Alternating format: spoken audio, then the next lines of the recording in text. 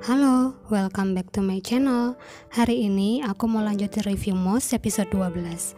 Tapi sebelum itu, jangan lupa subscribe ya, buat bantu perkembangan channel aku. Kalau gitu, kita langsung ke pembahasannya aja.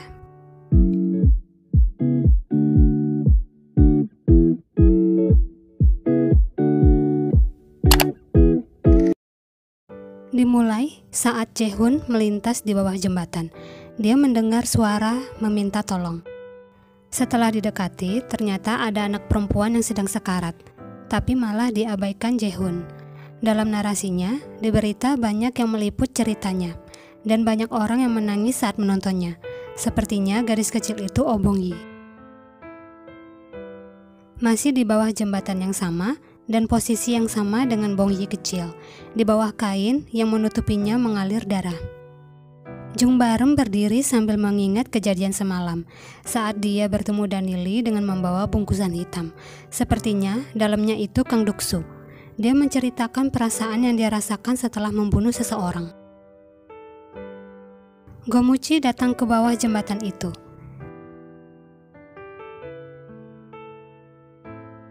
Jung Barem mengingat kejadian semalam saat dia ingin membunuh Hansuk, tapi karena kucingnya berusaha melindungi Hansuk, jadi si kucing yang mati menggantikannya.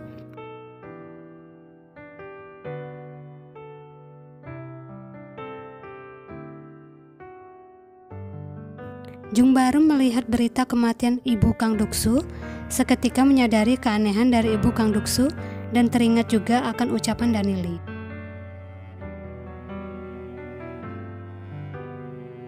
Jung Barem teringat akan Oh Bong-yi dan segera menuju lokasi yang sama saat Bong-yi kecil jadi korbannya.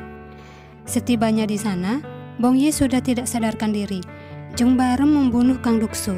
Sebelum itu, dia membalas dengan melakukan hal yang sama yang dia lakukan dulu ke Bong-yi.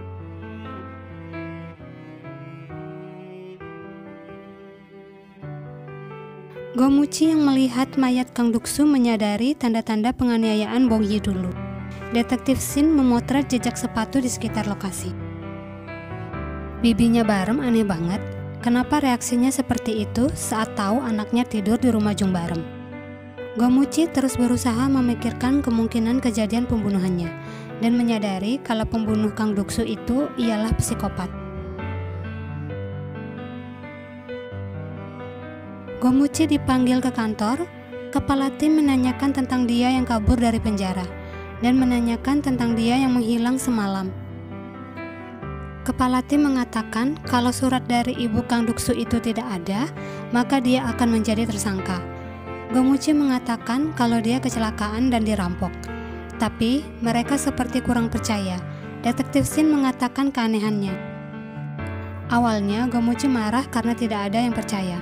Tapi setelah dipikir lagi, ucapan detektif Shin ada benarnya.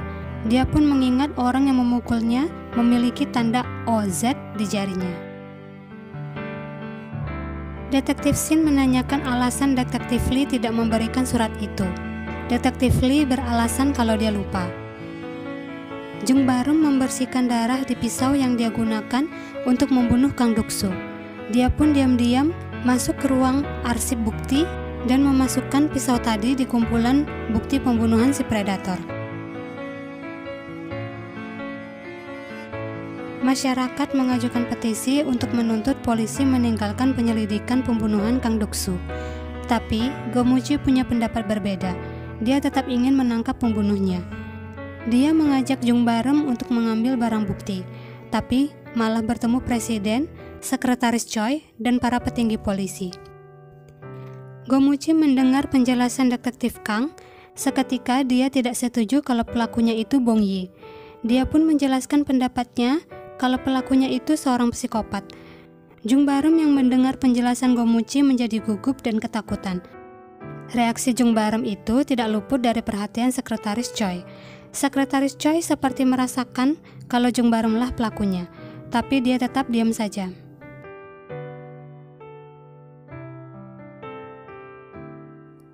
Presiden tetap meminta polisi untuk menyelidiki pelaku pembunuhan Kang Duk-soo. Saat ingin pergi, Presiden menyapa Detektif Shin dan juga Jung Barem. Mendengar identitas Detektif Shin, Sekretaris Choi teringat akan perkataan ayahnya Detektif Shin saat di episode 1 dan seperti memikirkan sesuatu. Detektif Park menyarankan Gomuchi untuk mencari bukti untuk melindungi Bong Yi dari tuduhan pembunuhan. Gomuchi datang ke rumah Yuna untuk menanyakan kejadian di malam itu. Dia berkata kalau dia mendengar sesuatu dan melihat sepasang sepatu. Saat dia bersembunyi, seperti ada yang menutup pintunya dari luar. Dan dia merasa kalau orang itu bukan orang yang jahat. Saat pintunya kembali dibuka, dia tidak berani keluar sampai polisi datang. Saat ingin mengatakan sesuatu, langsung diurungkannya saat melihat Jung Barem.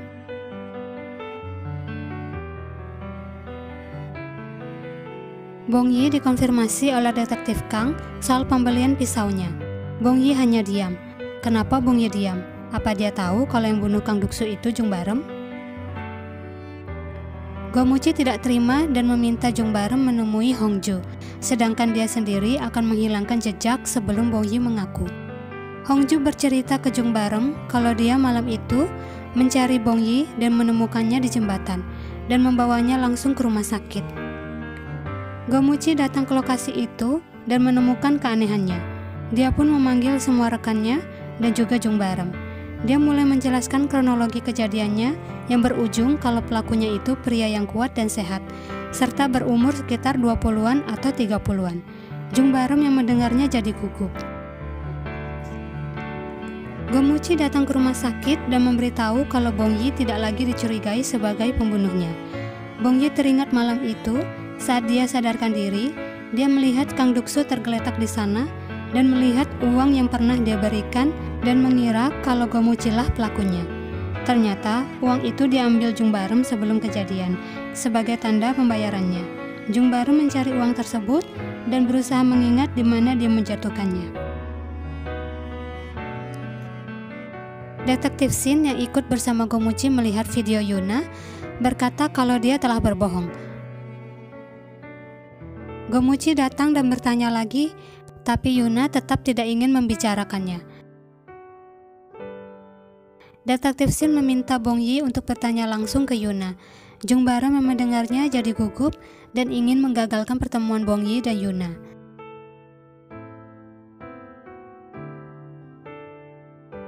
Jung Barem memberitahu Detektif Kang kalau pakaian yang dikenakan Bong Yi di rumah sakit dan di tempat kejadian itu berbeda.